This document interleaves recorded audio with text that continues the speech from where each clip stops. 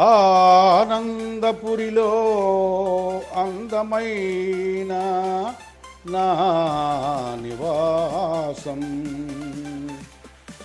అవని ఒడిలో సేద తీరే అవకాశం, ఆ మనిలో మెరిసిన చెట్టు చేమతో సవాసం, కోయిల గొంతులో జాలువారిన అమృత ఝరీ గానం, అమృత ఝరీ గానం,